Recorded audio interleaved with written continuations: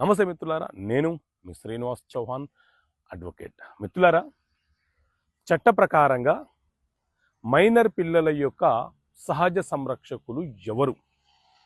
భార్యాభర్తల మధ్య గొడవ వచ్చిన సందర్భాలలో పిల్లలు తనకు కావాలని తండ్రి ఒకవైపు, తనకు కావాలని తల్లి మరొక వైపు ఒక పోరాటం చేస్తుంటారు.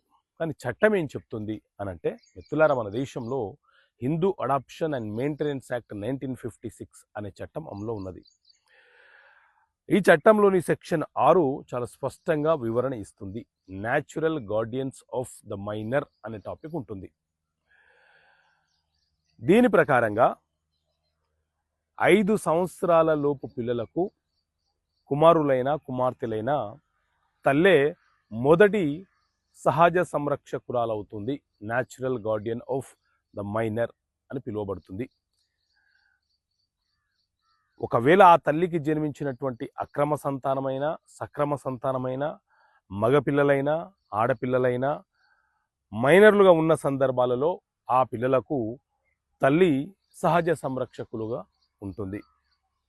కొన్ని కేసులలో సుప్రీంకోర్టు కీలకమైనటువంటి వ్యాఖ్యానాలు, తీర్పులను కూడా ఇవ్వడం జరిగింది. ఒకవేళ తల్లి కనుక బాధ్యత రహితంగా ప్రవర్తిస్తూ జీవిస్తూ ఉన్న సందర్భాలలో ఆమె పిల్లల పెంపకాన్ని చూడలేని సందర్భాలు వచ్చినప్పుడు తండ్రి కూడా సహజ సంరక్షకుడు అవుతాడు. తండ్రి తన పిల్లలను పోషించుకోవచ్చు, బాగోగులను చూసుకోవచ్చు. ఒక సక్రమమైనటువంటి పద్ధతిలో పెంచుకునే అవకాశము ఆ తండ్రికి ఉంటుంది. కాబట్టి అలాంటి రేర్ కేసులలో తండ్రి సహజ సంరక్షకుడు అవుతాడు అని చెప్పి చట్టం, అలాగే సుప్రీంకోర్టు కొన్ని సందర్భాలలో వ్యాఖ్యానం చేయడం జరిగింది. ఓకే మిత్రులారా, థ్యాంక్ యూ. జై హింద్.